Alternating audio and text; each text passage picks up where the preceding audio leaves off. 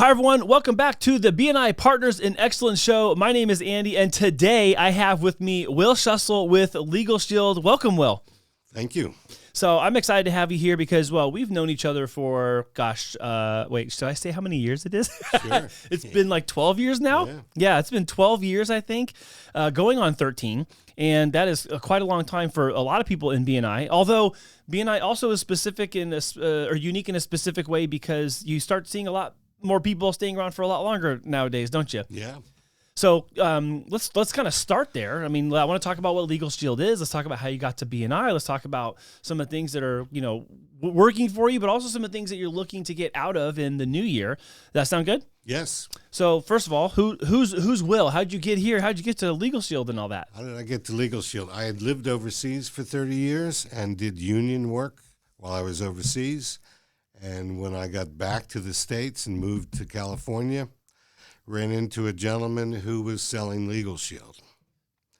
And once I understood that it was legal advice, right up my alley. Yeah. So it was a very easy fit for me. Now, had you been disseminating legal advice? As a union rep, I was. Uncertified legal advice? No. It's not really called illegal legal advice, is it? I don't know. So talk about that as a union rep. I mean, so go into that a little bit more. Explain kind of what were you doing? How were you helping in that time and place?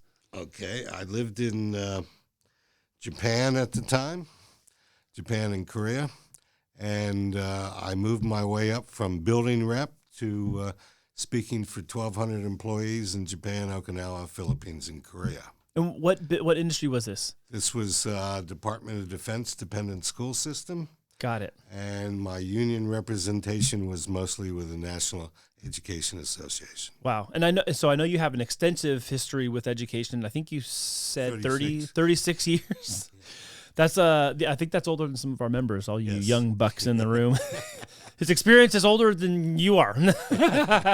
Wow, 36 years. So that's, half your life about, isn't it? Yeah, pretty much. My gosh. And sorry, on that really quick note, today, recording day, actually happens to be your 77th birthday. Yes, it is. Well, happy birthday, Will. Thank you. And congratulations for 77. That's quite a life, long-lived and lived well, huh? Yeah. Well, when I was in high school, I thought 29 was old. That's true. That's true, isn't it? Yeah. You look at when we're younger, we look at young adults. We go, oh, they're so old, and we kind of. I remember thinking, gosh, I can't wait to have all that freedom and autonomy and that independence. Like, oh wait, that comes shackled with a lot of responsibility. Okay, so I don't want to get off course here, but so union repping, you're in Japan. So how long were you in Japan? They allowed me to stay there 6 years. Oh, okay. 2 locations. Well, where were you at? In Japan, I was at Zama military base, army base, and then Yokota was an air base. Mm-hmm. And I started out as the building rep, but then moved my way up to speaking for all the teachers in Japan and Korea in the school system. And then I was bounced up to all 4 countries, the spokesperson. Wow. So did you also, I don't want to assume you had to learn some of the language. Did you also learn Japanese while you were there? No. It was all English. And my date at the time turned out to be a Japanese wife for me. Oh, okay. Who spoke English. Oh, got it. Right. I don't think I knew that part. Yeah, well, you didn't know this part either. She turned out to be paranoid schizophrenic. Oh, no. Oh, yes. Okay. I was not expecting that. Gosh, all this time I've known you. I didn't know that. Oh, yeah. Oh, my gosh. So. What, anything else you want to say about that? Or is that it? That's says most of it. I'm sure you that does summarize it. I'm pretty sure that summarizes it. But I can also imagine that's got to be what's the word I'm looking for? Is that a little disorienting? Well, let's put it this way. I always thought her language was the handicap part of it, right? Mm. Because of, English is a second language, and she's Japanese, so they read differently, they think differently. So I figured all that was just language and culture. Oh, wow. Right? And then only after we separated and divorced did I find out that she was paranoid schizophrenic. Oh, wow. Gosh, I did not know that. Yeah. Wow. Okay. That's quite, Hey, life's been easy. life's been, yeah. It sounds super simple, Will. Thanks. Sure. Gosh. Okay. So you were in Japan for 6 years? 6 years. 6 years. Year in Korea before that. Okay. And All still doing the same thing, right? all doing the same thing, school teacher and union rep. All right. And in Japan, I lasted 2 locations, 3 years each. Mm-hmm. And then the government again took away my job. I had to go to federal court to get a restraining order. What? Yeah. First of all, I didn't know the government took away jobs. That's not something you hear about very often anymore. When you're a union rep, they want to get rid of you real Well, real yeah, I was fast. going to say, that was going to be the follow-up. But I bet when you're a union guy, they're like, yeah, get rid of that guy. Get rid of you. Yeah. So you had to file a restraining order against the government? Yeah. So, okay, explain that. What do you... Because typically people think restraining order like, oh, this person needs to maintain a 300-foot distance from me at all times. You can't come to my house. Don't follow me to work and that kind of stuff. But that's not what you're talking about. No, they were trying to remove me from the system. And as a result, I had to use my union lawyers to go in front of a judge to save me a job someplace. Oh, wow. Right? And the only job was in England. And after 4 years in Naples, they took away my job, and I went to England. England, okay. England. And I lasted 17 years there until they took away my job again. 17 years, okay. Yeah. And then the last 2 years, I ended up in Germany, where I first applied for the system, and they sent me to Busan, Korea. Jeez. So I was going to say, it seems like you're getting bounced around, but it's in the context of this conversation. It seems like that because you're saying it quickly. But I mean, there's a lot of years in between all this. So 6 years, then in Japan, then 17, and then Germany, 17 in England, 2 in Germany, 6 in Japan, and 1 in Korea. Okay, comes up to 30 years. Yeah, wow. What did you like best about being like in Asia and in Korea and Japan and that culture? Were there things you just like you were, routinely kind of like either part of or witnessing, like, I can really appreciate that or I admire that or anything? Well, let's put it this way. I was raised with the concept of don't have expectations. That way you can't get disappointed. Oh, okay. Right? Keep an open mind. When I was ready to go overseas, I told myself, I'm not going over for Will. I'm going over for all the people who couldn't be there, and I will be the storyteller. Oh, okay. So I did lots of things that most people wouldn't think about because I was doing it for them. Oh, okay. So tell me more about tell me more about the origin of that, though. The whole don't have expectations thing. What's rooted in that? What's rooted in that? As a non-practicing Jew, my father sent all 5 of his children to visit his brother in California. We grew up in Pennsylvania. Uh-huh. And so when it became my turn to fly out by myself, my father's advice was very simple. Don't have expectations. Try any type of food that's put in front of you. Basically, keep an open mind and go with whatever happens. So how old are you when you're making this cross-country flight? 13. 13? Yeah. 13? Wow. So was that the same for all your siblings too? It was you're 13 and boom, there you go. Yeah.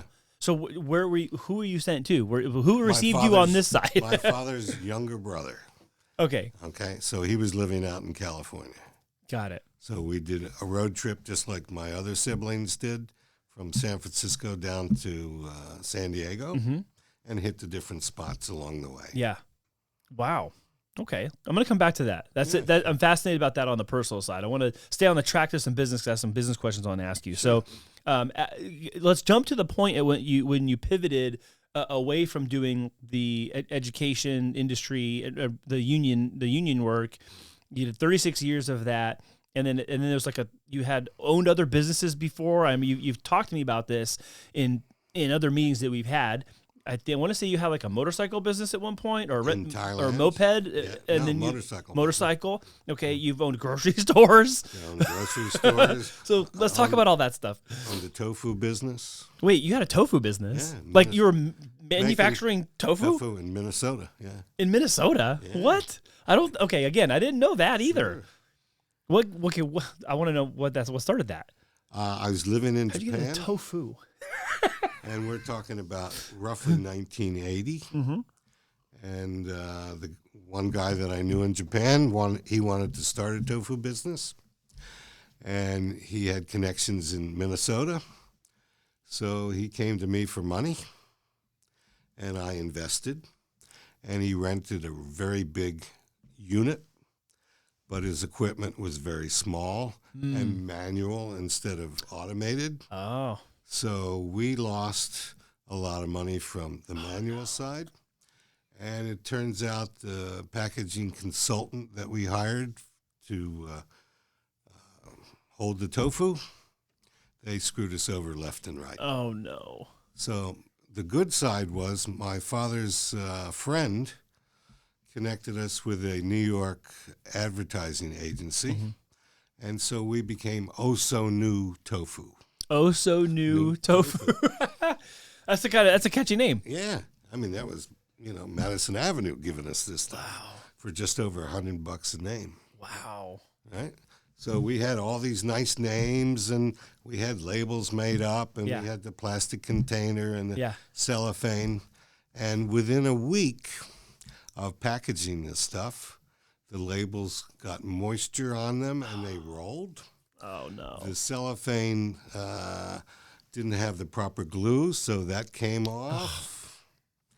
The container itself wasn't the right container, so we had spoilage within a week. Oh, no. And in and out of the supermarket business just like that. Oh, my gosh.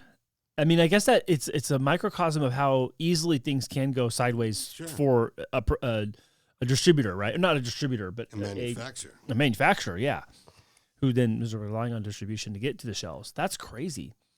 This was in the early 80s? Yeah. Wow. So how long was your participation in that, like top to tail, like 2 years, a year? 2.5 years. We brought over a tofu master to help set up the equipment. Okay, and didn't know that was a thing. Then this tofu master, okay. Right. But the problem was everything was labor intensive, and the overhead for the building was way too much. So it just put us out of business. Oh my gosh. The failures. So back then, you're kind of iterating that there was a manual process and there's like an automated process in the machinery. So is it a pretty laborious task to make tofu? I don't know anything about tofu. Does it take a lot of effort? Yeah, it takes effort. You got to buy soybeans, and then you have to, I'll use the term milk them, which is to squash them and get the milk out of them. And then it's the milk that you curdle to make the tofu. Okay. Got it.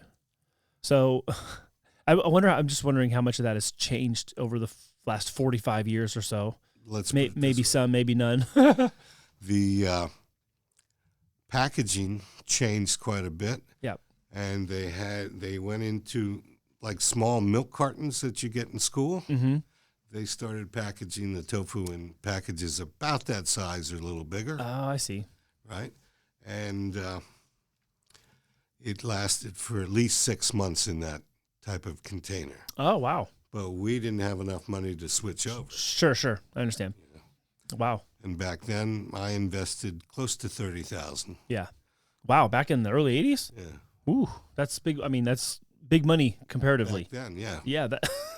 Wow. Good on you, man, for sticking your neck out. I invested in a lot of losers, but it was fun doing it. So okay, well, so let's talk about some more business stuff. So you had a motorcycle rental business. It's supposed to. Okay. Well, what's the story on that? A friend of mine, when I was living in Japan, said, "Come on, let's invest in some motorcycles. I know somebody in Thailand that will manage them for us. We'll have a good time, make some money, blah blah blah." So we sent him parts. We sent him money. This guy had zero when we met him. And when we went over for Christmas, he now had a building with a shop inside of 20 small motorcycles. And our 3 motorcycles were sitting in a corner not working because they were always down, right? So Doug and I and a young lady hopped on the two motorcycles. The one Doug was riding, the back end swayed back and forth. So all he could take was the clothes, and I had this young lady on the back. Off we went up to the Mekong River where she lived, met the different people, had a nice time. On the way back, I'm going 100 miles an hour passing a pickup truck, and all of a sudden I hear the engine just screaming. And I couldn't figure it out. I looked down, and there's the chain dragging. What? You're doing 100 on a motorcycle? With a girl in the back. And the chain snaps. And here you are to tell about it. And here I am to tell about it. How did you avoid that catastrophe? Just coasted to a stop. Oh, my God. But I did pass the truck. Well, I would imagine so. Going 100, you would have passed the truck even at 45. Yeah. Oh, my gosh. You're nuts. Thank you. Yeah.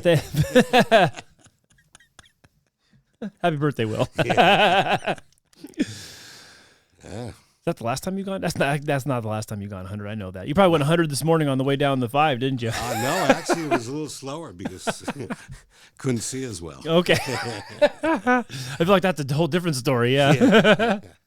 All right. So the motorcycle bit, like, what did you learn? Like, what is something you think that you've maybe, learned from these experiences that's kind of carried you forward? Because, we're talking in the past a lot here about, a couple decades ago now, right? Yeah. And so, I have to imagine that there's things that you learned, you kind of put in your back pocket, and you're like, all right, well, I'll do this again, or I won't do that again.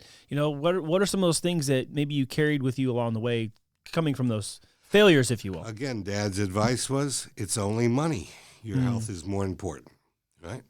And I learned that every time I went into business and it failed, that was the price of the lesson. Wow. Right? And the last lesson cost me close to $1 million. What? Yeah. Business, a house, no, 2 houses. Oh my gosh. I got it. Okay. I got it. Yeah. Yeah. So, but it's only money.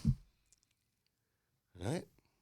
So how have you been able to, so I have like 3 competing thoughts at the same time. So you've done all these things. At some point you kind of, cross the threshold and you go into doing LegalShield. Right. Okay. You have all these years of experience. You've tried businesses. You've had businesses. You've worked on the union side. You've been around education, academics for half your life. It doesn't naturally seem like there's an amalgamation of all those things that lands you at LegalShield.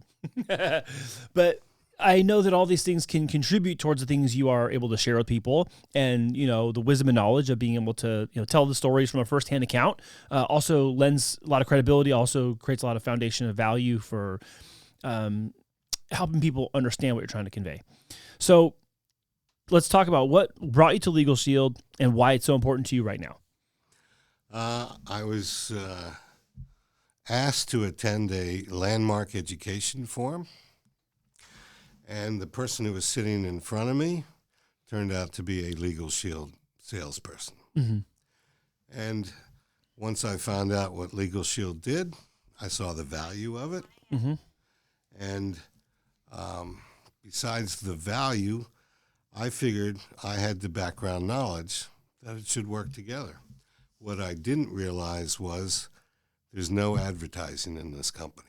Everything's word of mouth, which meant that I had to change my whole mentality, approach strangers, and fail over and over and over again. Sure. Right? And it's a difficult thing to sell because people say, for that little price, what can I get? Right? Mm-hmm. They don't understand the value behind it. Mm-hmm. They got close to 2 million members now. Wow, that's a lot. In all 50 states and all provinces of Canada. 2 million members. That's a lot. So how many years has it been now that you've been doing LegalShield? Since 2010. So I don't refresh my memory. It used to be, it had another name before, didn't it? Prepaid Legal. Prepaid Legal. That's right. Gosh, I totally blanked. And when was the name changed? I don't remember. Yeah, around 2011. Prepaid Legal. That's right. It Okay. was bought out by That's right. private property, not property, equity. Private equity firm? Yeah. Okay. And what they did, they changed the name to from Prepaid Legal to LegalShield. Yeah. They tried advertising, and they stopped because they figured it was better to keep the money for a third for the company, a third for the sales force, and a third for the attorneys. Got it. And when they started in 1972, the monthly fee was $7 to the customers. Wow. And if you split that by 3, Yeah. it doesn't go very far. Right. So the company went in and out of business many times because they couldn't hold attorneys for $2. Sure. Right? And they couldn't keep members on, things like that.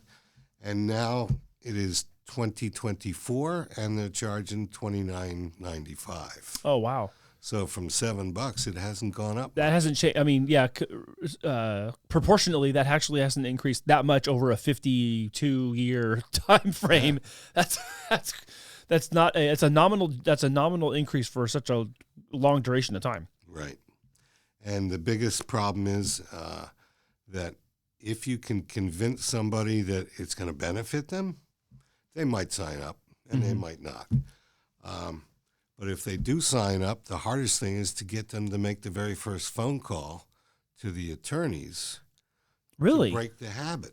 Because the habit is hesitation. Anything that we do new, we hesitate. So you're saying even though someone has a membership, then they have a problem that they need legal advice for, right? There's still a hesitation to even do that? Yeah. That's curious to me. The excuses are, very broad. Is it because they feel like it's wasteful, or like it's? I guess I'm trying to relate to the mentality of the person who is hesitating. What would be causing that? It's the unknown, meaning that I've never done it before. I don't know what to expect. I don't know what to say.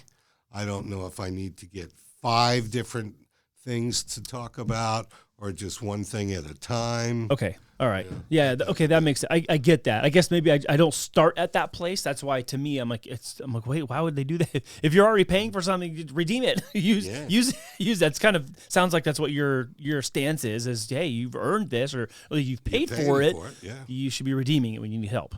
Right. So maybe maybe a piece of advice here for just in our conversation is people who do have it could be quicker to use it and less hesitant. Yes. Okay. So is that something you routinely see? All the time. Gosh, that's so interesting. So you get them on the books, and what I did, I switched from a year's advance to as earned. And the difference is that if I do advance and they decide they don't want the service, I have to be charged for all the months I was prepaid. Got it. Right? So I decided I'm going to use only what I earn. Yeah. Got it. Right? Okay. And what you notice is the people that you signed up who got the advance, they quit right away. Because they can only sell it to 1 or 2 people that they know. Sure. And those people don't use it. And they're not going to, So let's talk about then how can this best be promoted and discussed within BNI and our membership inside our chapters and one-to-ones. What is something that let's talk about a couple of different things that would be useful for people to be mindful of and remember when we're out and about and we're networking, we're talking to our own clients, we're talking to other fellow members. We have attorneys who specify in a couple of different categories in our room, but there's a lot of sides of the law that go, let's say, unrepresented inside BNI, right, where LegalShield can certainly help out. So let's talk about, what are some things you'd want people to keep in mind as we're out networking? What would you like them to remember and think of when it comes to Will and LegalShield, if and when those conversations come up? As long as they are listening for any type of legal advice needed, or they have a legal question that they just want an answer to, that's the type of person I'm looking for. Okay. I'd prefer if it was in a group because I'd make a little more money out of it, but it's still the same thing. Right. So what is an example of like kind of an ideal, like an illustration of what would be like if I handed you like the golden platter, a referral that you're like, Andy, this is the one. Like I've been waiting for this one my entire LegalShield career. What would that look like? Well, if I had my druthers, it would be a minimum of 1,000 employees, Okay, that's good. right? All the way up to 100,000 employees. Okay, you're talking big business now, Will. Big business. Okay, And there is a discount for group, okay, okay? And I am realistic that if you had 100,000 people to work with, you might get 10% at the end of the day 10% that would use it. You mean that would sign up. that would? Oh, that would sign up. Got it. Right. Okay. And out of those that signed up, I'd say maybe 25% might use it. So there are okay. So what I'm gathering here is that it would be an advantage to a company who has 1,000 employees or up to 100,000 employees to offer it as an additional value add of their employment Employee benefit. as an employee benefit. Got it. Okay. Okay. And the nice thing is the employer who allows LegalShield to come into his business, none of those employees can sue the employer using LegalShield. Oh, I see. Got it. Yeah, it won't be used against the house. Right. Got it. Okay, but for any other legal matters they might have in their own personal life or outside of the company work that they're doing, that's really what it's for. Sure. It actually, it seems, I kind of had a similar but different conversation with Martha. With Aflac, Yeah, because it's same like idea. it's kind of it's supplemental. It's not the health insurance; it's all the supplemental stuff. And most companies have their own set of attorneys for the company stuff, but not the supplemental stuff. Kind of like what you're talking about. I'm hearing it kind of in that same vein. Is that correct or incorrect? No, that's correct. I mean, there is a main law firm in every state, and just one law firm in every state. And so when you call up whatever state you're in, and that law firm, they will be talking to you within 4 to 8 business hours on the subject that you're concerned with. Oh wow. Okay. Right? And if I, who live in California, have an issue in Florida, for example, LegalShield will allow me to talk to an attorney in Florida Yeah. at no additional cost. Yeah. So it takes care of all different areas. Wow. That's pretty cool. I didn't think about it at that scale and in that kind of, I'll say I'm only going to say the word supplemental for lack of a better term, Sure. in that supplemental fashion, but I can totally see where that would be a potential value added benefit for, even part of the employees if it can't be for all the employees. That's but right. but your point even too is like, maybe it's not for everybody. Maybe only a certain percentage are going to sign up and do it. So. True. All right, so we're looking for big referrals, big Big thousand, referrals. thousand employees. Yeah, the golden It's platter minimum, referral, minimum. 1,000 employees. But here's the deal: I'm willing to bet that Will take the referral if it's 500 employees or even 200 employees. Even 2 employees. They cover a wide range of employee sizes, is what the takeaway is. But our golden platter ideal referral would be, man, if you walked in with 1,000 employee referral, Will, you know what? If I land you 1,000 person referral, would you buy me a cup of coffee? I'd buy it 1.5. 1.5. You heard it on here on the show. Will is the deal is locked in. We're gonna shake on it. I'll bring I've got to find 1,000 employee business to bring Will, and he'll buy me 1.5 cups of coffee. Sure. Sounds like a good deal to me. Yeah, because It's like coffee's liquid gold. Yeah, well, it could get cold. That's why you got the other half. Your first cup might be cold. The other half will warm it up. That's right. Okay, so I want to ask some more like interpersonal questions. Just you and me chit chatting. So I want to start with board games, specifically Okay. cribbage. Cribbage. Yeah. Now, I know that I don't think I've shared this with anyone else in the group that I grew up playing cribbage with my grandparents. And I know years ago you told me that you play cribbage, but you play like all the time. Yeah. So first of all, anyone who doesn't know what cribbage is, you can come talk to Will. I'm going to say Will. Don't come talk to me about it. I'm doing I'm doing other stuff. You can talk to Will about cribbage, plus he plays more often. Cribbage is a really fun game, isn't it? Yeah, I played yesterday. So where did you learn how to play cribbage? Who taught you? I was teaching in New Hampshire, and this other school teacher, he and I would do car sharing. Okay. Get to work. Yeah. And he came over one day after work, and he decided to teach me how to play cribbage. Just on a whim, huh? Yeah, on a whim. So how long ago was this? Let's see, around 1972 Okay. or 73. All right. So I'm a lot I'm gonna say I'm a lot less seasoned than you in this. I learned in like the late '80s, so I'm behind you.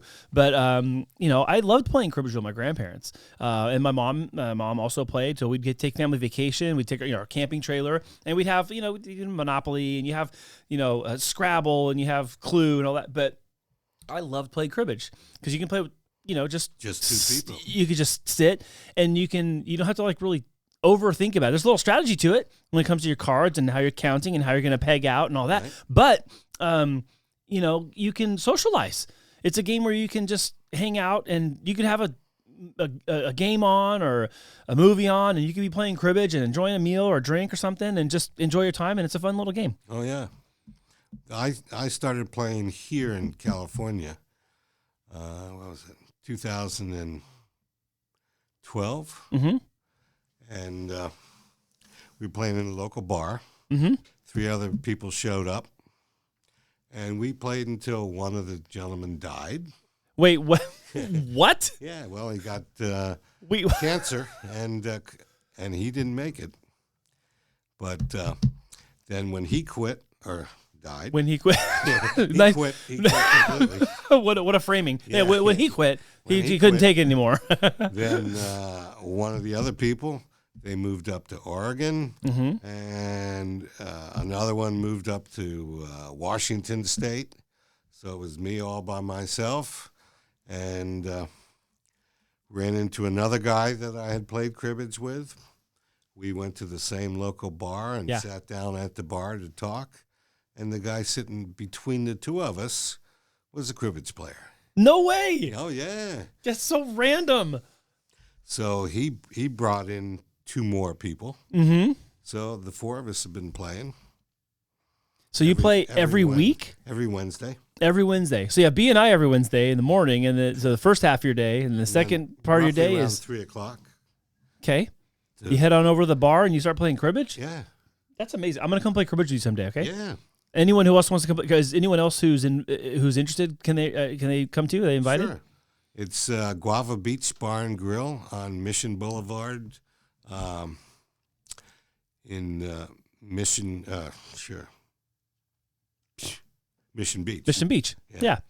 So Guava Bar and Grill. Yeah. Guava Bar and Grill. All right. So Guava Bar and Grill. Guava Beach. I'm sorry. I'm saying it wrong already. All right. So you can come play cribbage with Will. I'm going to join you someday. I love playing cribbage. Side note, related. So one of our video accounts is the Mike Hess Brewing, and one of the locations in Seaport Village. I was filming one day, and we're just taking it's a new location bit, so it's not like anything crazy. We're just getting new footage for the website. And I'm like, scanning the room, and I'm panning. I'm taking myself, people pouring drinks, the food's getting served, people enjoying the beer, cheers, having fun. And I'm like, triple take. I'm like, wait a minute, that couple right there is playing cribbage.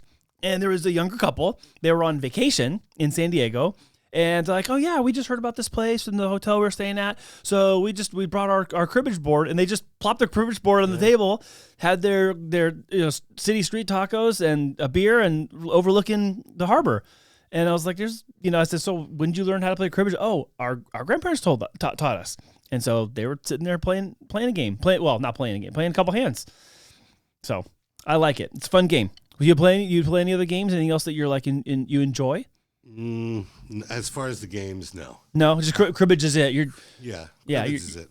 I have not so good eye-hand coordination. Mm-hmm. So baseball, basketball, things like that, never my game. So I cannot invite you to come to a baseball diamond. I can throw a fastball at you? No? Oh, you can invite me. Well, I said at you. I'm not going to give you a bat. I'm just going to make you stand there. I'm going to throw a ball at you. Oh, sure. I'll do that. You get 5 throws. And then immediately after that, he's going to call LegalShield and sue me. Well, no, then I would only get a 25% discount. You'll have a great story. Like, so I had another member throw a baseball at me at 90, and I got hit in the head, and I sued him. I'll say, you can invite me to play one of your games. I'll invite you to play one of mine, but never mind. No, the hand-eye coordination isn't there for that, huh? No, I played lineman on football. And did you now? Yeah. Okay. I was a guard and a linebacker. Oh, wow. So you're okay with hitting people then? Oh, yeah. Well, maybe. Are you still okay with hitting people, or is that just like, back then? Back then. Then. This was Pop Warner football. Yeah. Yeah, that's still hitting people, though. Yeah, and we were so good that we played a bowl game in against the Philadelphia Navy Yard. Really? Yeah. As kids? As kids. Wow. We went to New York and played a bowl game there. That's so cool. And then we were offered a spot on Walt Disney's Moochie and Pop Warner football. What? But we couldn't raise enough money to get all the way out to California. Oh, my gosh. So we ended up going to Cape Canaveral Wow. and played a bowl game down there. That's real. So how old are you when this is happening? You're 10 to 13.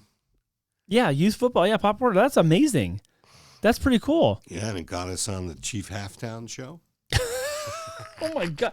All this new stuff I didn't know about you, Al. Hey. I think it just took this. I had to invite you for the lights and the cameras for you to bring out the good stories. There you go. You've been holding. Oh, that's what it is. Now I'm a bone to pick. You're holding out on us, Will. Hey. All your great stories.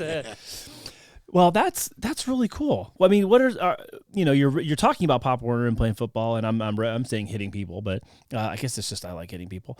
Also, Miguel's good at hitting people and choking people. That's good. Choking people out on the mat. Congratulations on your recent win, Miguel. What are some of your other fond memories of childhood? And you earlier in the show you told me like at 13 we hoofed it across the country, and Dad was like, "Here you go, don't have expectations." So, what else do you remember from childhood that you really look back at fondly? Well, if we worked, my father would match the money we earned to buy something. That's how I got my first bicycle. Oh, okay. So what kind of work was that? It was mostly cutting lawns and delivering newspapers, things like that. Mm-hmm. Did you like that? No. Did you like the money part of it? I liked the money you part. Liked and work was not an issue as far as, you just did whatever you had to do. Yeah. And this is back in Pennsylvania, right? Right. So were you born and raised there all the way until 13 when you got? No, I was born in Rochester, New York. Okay.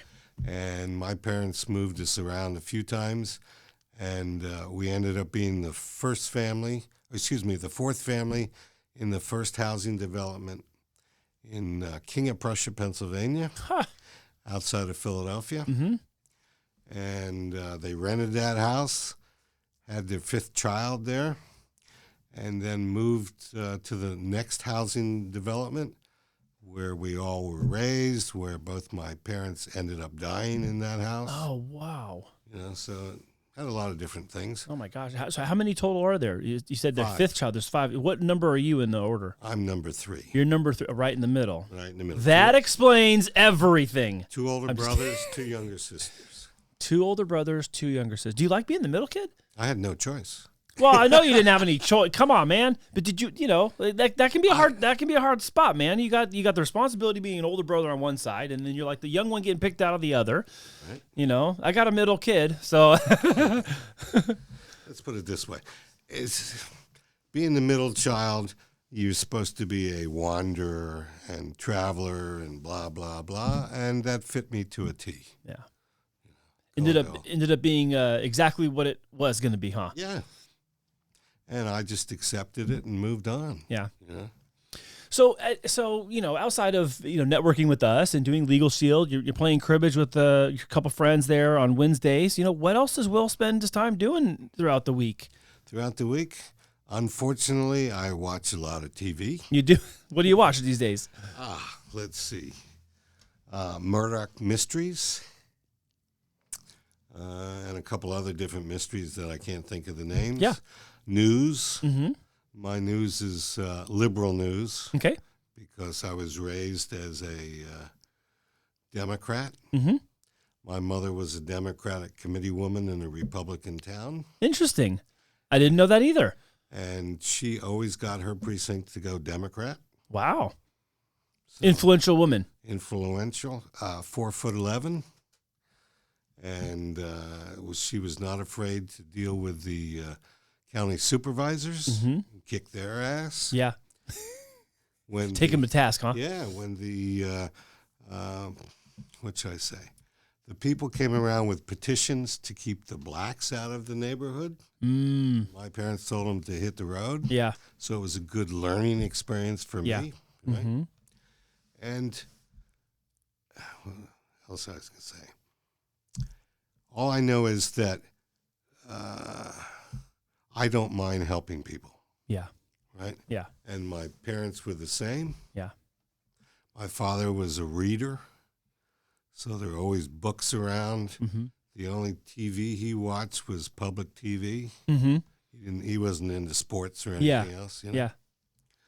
But one story he told, he grew up in New York.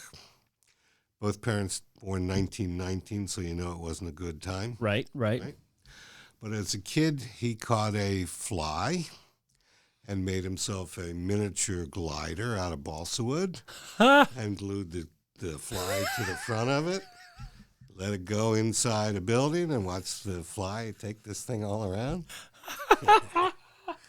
That's funny. Yeah. Oh my gosh. 1919. Man, they society was like just at the doorstep of some really difficult times at that point in our history. I only remember stories that my grandparents have told me, if they were alive today, they'd be in their late 90s. But I remember them coming through as young people saying the Depression was really hard. And, they carried some of those same behaviors into their adulthood. They were very frugal. They saved any and everything that they could. And I'll say this kind of subtext in a non-hoarding fashion. Right. Like, we're going to reuse our Tupperware. I'm going to reuse, that foil's clean. Cool. We're just going to refold that. I'll use it for later. And I grew up thinking that's just the way that they did things. That's just how they did it. But then as I became older and I started listening to more of their stories and all that, you really started hearing more about how, like, there was actual scarcity. It wasn't the perception of scarcity. It was true scarcity. Sure. And then that ends up, kind of going down the line, if you will. And then you end up having the next generation that has a little bit of that. The next generation that's kind of curious at that a little bit and asking questions. And so it's interesting to hear you say that, because we're kind of, I'll say, one generation apart. You're not my grandparents' age, but you're not my age. We're kind of in between there. But it is that kind of stepping stone, isn't it? Well, my father was one of those people who skipped 2 grades. Oh, really? So he graduated basically as a 10th grader. Wow. No college. But he knew how to do stuff, huh? He knew how to do stuff. What do you remember him for? I mean, you're referencing a couple things here, like he used to say this, he taught me this. Like, what do you remember your dad for? Being supportive. Not so much judgmental. I don't know if we can edit this out, but when I was driving from New Hampshire down to Florida and stopped in Pennsylvania to see my parents, my father asked if it was okay if he cleaned out my car. Mm-hmm. I said, sure. And he came in about 20 minutes later and said, maybe you should finish cleaning out yourself. I had a pound of weed under the front seat. When is this? Let's see. Don't say yesterday, Will. No, this morning. on the way to this studio. No, how long ago was this? Let's see. Probably around 1973 or 4. Yeah, that sounds about right. So he said to you, maybe you should continue cleaning your car. So it wasn't and an you issue took that as the hint of, like, oh, okay. Yeah, really. And we talked about marijuana, and he said to me, I asked him if he tried it, and he said no. And I asked him why, and he said because I was afraid I might like it. Oh, wow. What an answer. What about your mom? Tell me about her a little bit. You told me she's 4'11". I have a lot of family members that are 4'11". I'm not sure many of you might actually believe that or not, but on my father's side, they're Pacific Islander, and so a lot of them are very short. I have several uncles that are 4'10", 4'11". They were giving me hand-me-down clothes when I was like 8. So, but I will also tell you, like, they're fierce and you don't mess with them either. So let's talk about your mom a little bit. Well, she was very democratic, as I told you earlier, and believed right from wrong. Mm-hmm. There was a woods behind the house that they bought. And if you can imagine, there's an L-shaped set of houses along the edge of the woods. And she fought that woods to stay commercial, or not commercial, but residential rather than commercial. Mm-hmm. And after battling for like 10 years or so, she got them to put in residential. Wow. And then directly behind my parents' house, there was a plot of land owned by another house. And so when the other house came up for sale, they wanted to buy it just to get the land. Mm-hmm. Yeah. They found out that the land was on a separate deed. Oh, interesting. So they just bought the land. So they just bought the land and say, we don't need the house. We'll just take the land. Yeah. So there's I see that similar streak that you're describing in her in you. You're competitive. Yeah. I know you're not very like overtly like boisterous about it, but I know you have that tenacity that you're describing in her too. What else what do you think that comes from? Just like it was that ingrained in her? Was it a work ethic? Was it a I'll show you kind of attitude? Like what would you credit that to? I'm not quite sure. All I know is neither one had a college degree. Yeah. Right. None. And they just believed right from wrong. Yeah. And if they had an issue, they would, fight for it if they could. You know what's so interesting is that much like your family, my family has a long list of family members who have been deep in education for decades, 30 plus years in several cases, and in various roles in the classroom, in administration, consulting, all sorts of things. And what's interesting is it has changed so much. You're talking about your folks who finished high school or didn't finish high school, right? Or you finished early, but no college degree, but you can still go on and have a successful life and career. I think that landscape has changed a lot. The culture of education has changed a lot. I think that the value of degrees has changed. There's a lot of discussion about the cost of education these days. I think there's so many new ways of learning that you can really just find value where you look for it, whether that's in organizations like BNI or college campuses or on your own in the field and stretching your wings out a little bit and going for it, having some successes and failures in business. Those teach you lessons too. Oh, yeah. Where do you find yourself among all of those things? What do you think is just kind of a, tried and truism and all of that? Don't give up. Probably the best. If I latch on to some issue, I will take it as far as I can and then still push it a little bit further. Mm-hmm. Right? And when I dealt with management, they couldn't accept me because I wasn't thinking their way. I was thinking out of my own box. For example, if they would get together with the people above me, the union people, and try and work out a settlement, the person from the union would bring that settlement back to the group, and I would take the paper and mark it all up and fill things in, cross things out, and say, now you take can it back. sign it. I can 100% see that. Going back to your description of your mom, I 100% see that. Yeah. So do you? Okay, so I'm only learning about them because of our short little conversation. But would you say that you're a pretty good balance of both of your parents, or is it kind of like on that side you're definitely more like your mom than your dad, but on the trying new things you're more like your dad than your mom? Yeah, probably. How would you equate those things? She would stick to it. Here's this little lady with no education, going against the big supervisors. Yeah. And they did not intimidate her. Yeah. In fact, when they brought in attorneys to deal with the Woods, for example, hey, she had no education, but she sure shot them down real easy. Yeah.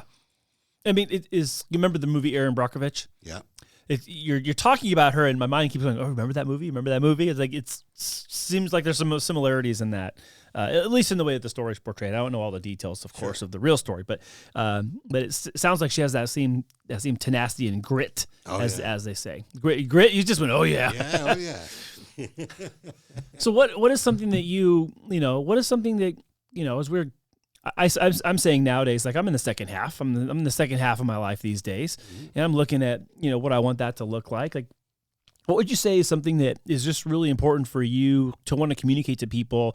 Now, being 77, having your birthday today, what's something you want to like teach people that are listening and watching to this that they should just hold on as something true that can help them in their future? Never give up is a good one. Is there something else behind that? Another one? Not really. all the different activities that I was with, they turned out not to be successful as far as making profits and, the business side of it. But that was just learning, right? And the price of the lesson. Mm-hmm. So, besides the tofu business and the motorcycle business, I had a business in England as a photographer. Tried the supermarket business. That didn't work. Tried it twice. LegalShield, I'm not rich from it, but it's enough to cover my BNI costs. Yeah. So that's good. Yeah. I get to meet people like you. Yeah. And other Sorry people. about that. Hey, it is what it is. I want to try to introduce you some better people, Will. Too late. So it seems to me that you have you've embraced the idea of making the most of every situation, but also like enjoying every stage rather than I'll enjoy it later, or I'll enjoy it when I accomplish this or when this happens. Rather, not that you don't have milestones in place, but it's that you're not going to wait to enjoy life once the milestone is accomplished. They're not necessarily inextricably linked. That you're just going to enjoy it along the way, no matter what.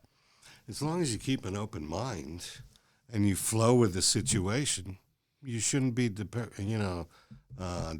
or disappointed as a result. Mm-hmm. Mm-hmm. So if something goes wrong, I give it a next and move on. Yeah. Right. If I have thoughts that dwell in my head and it's too late to do anything about it, always thinking about what I should have done. Mm-hmm. Right?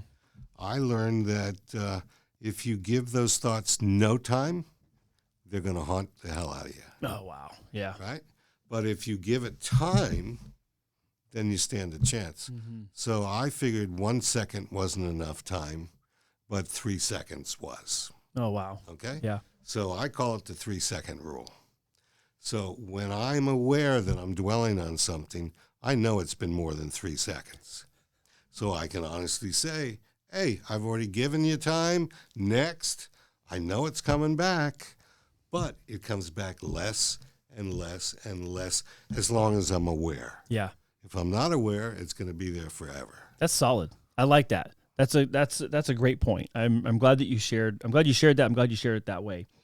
I want to ask you, if you were, let's pretend, if you will, that we're in a stadium with 100,000 people there, and They're all going to sign up. And they're all going to sign up for LegalShield. Organize yourselves by height, A to Z. What? I'm going to hand you a microphone, and you get to thank somebody. I know there's probably lots of people you could thank, but if you had the ability to thank someone in front of a large audience of people, to really express your gratitude towards someone, who would that be, and what would you say? Probably at the end of the day, it'd be my parents, just for their support. Didn't matter that I flunked out of college my freshman year. It didn't matter that I didn't play sports after a while, but they were always supportive. And even with the marijuana smoking, they didn't make it an issue. Right? They used to jab me and my youngest sister and say, oh, they're the druggies.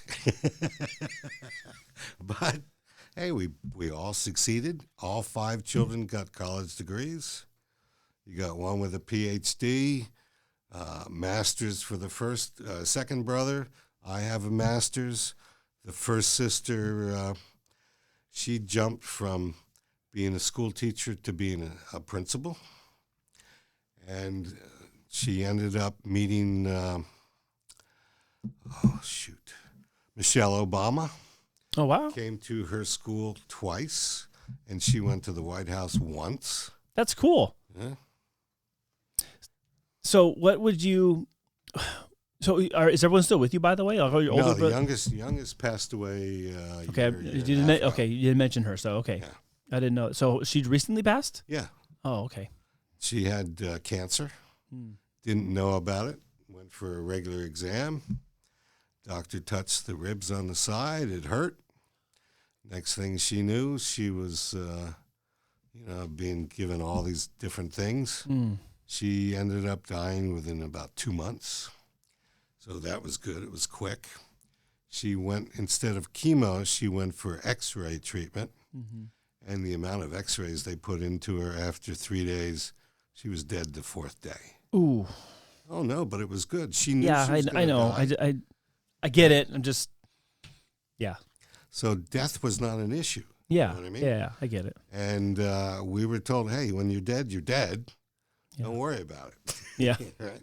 Both my parents were cremated, and we put both their boxes of ashes in the backyard next to a dogwood tree, you know? Yeah. So, if you were able to have dinner with anyone on the planet at any point in history, dead or alive, who would you want to share a meal with, and what would you want to talk about? Yeah. Could be somebody who's dead. Dead or alive, yeah. Dead or alive. Mm-hmm. Yeah. I've had some interesting answers to this question, everything from family members to celebrities to political figures of the past. You could pick anybody. Oh, how about Genghis Khan? Genghis Khan, that's a first. Okay, that's a fascinating choice. Tell me why. Oh, because he was a real leader. He was a real He really was, right? He was a real ruthless leader. As a result, he has more genes scattered throughout the world. Isn't that crazy? Than anybody else. That's nuts, huh? Yeah, so that's a leader. So what else? So, okay, what would you want to talk about? What would I want to talk about? Just some of his adventures, Mm-hmm. you know, and why he did certain things certain ways. Yeah. You know, did he use falconry, or was that after or before falconry? Are you interested in falconry? No, but it's, you know, back then hunting, was it just a bow, or was Right. it I don't think they had guns back when he was around. I don't think so. No. I'm sure that if they did, he'd be using them. And also, you know, I'm having this like knee-jerk reaction to you saying Genghis Khan because again, we know what we know. I don't know the whole story about Genghis Khan, right? So I can't judge that. Oh, it's only this and that only. I think sometimes, historically speaking, we look back at people and we go, oh well, they're known for this. It's like, well, someone's gonna say that about me. Like Andy's known for this. Well, that's not everything that encapsulates Andy. Yeah. No, Will's known for this. Like that's not everything about Will. It's just one thing about Will or two things about Will. So Genghis Khan, that's interesting. I don't think we had a couple people mentioned on the show from, you know, historical references, but no Genghis Khan yet. So that's a good one. I'm glad I could be a little different. Yeah. No. Well, what's neat for me, kind of hosting this and having these conversations with everyone, is every answer's been different. I have not had a repeat answer yet, and we're halfway through our group. So I'm hoping that trend will continue.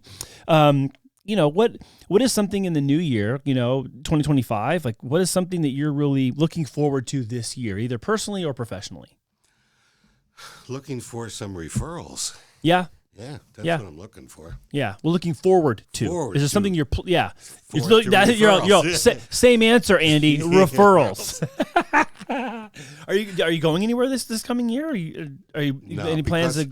When I had the last two businesses, and the house, it took all my money. Yeah, lost $1 million bucks. Mm-hmm. Right, so I'm living on roughly $40,000 a year. Yeah. Fortunately, I traveled the world and got that all out of my system. Yeah, I'd like to go someplace, but it's okay if I don't. Yeah. Right? I went to Phuket, Thailand, and was there when the TV crew from Bangkok came down to expose it to the rest of the world. What?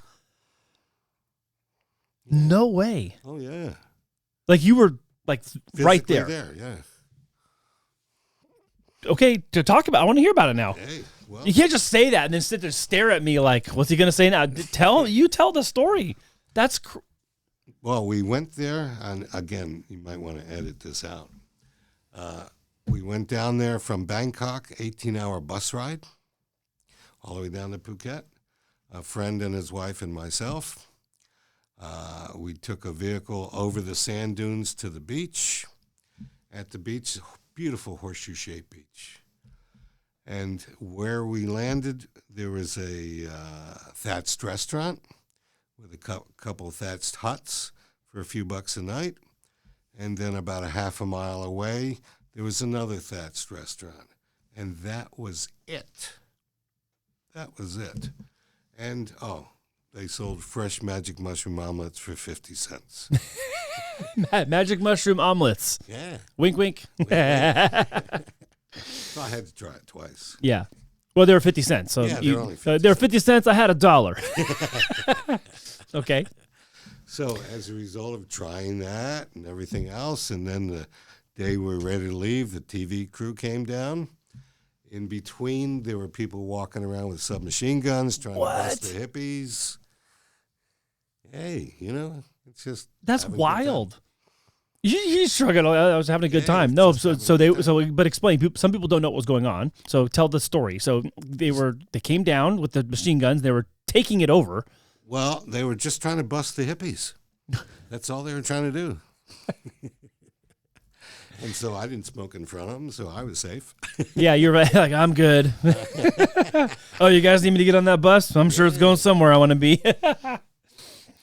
Just like in Thailand, on the way back from Nakhon Phanom, the Mekong River, I was told I had to get rid of all the marijuana that I had on me. Right? So we stopped by this field where there were water buffalo, and my buddy forced me to feed the cows. Feed the cows.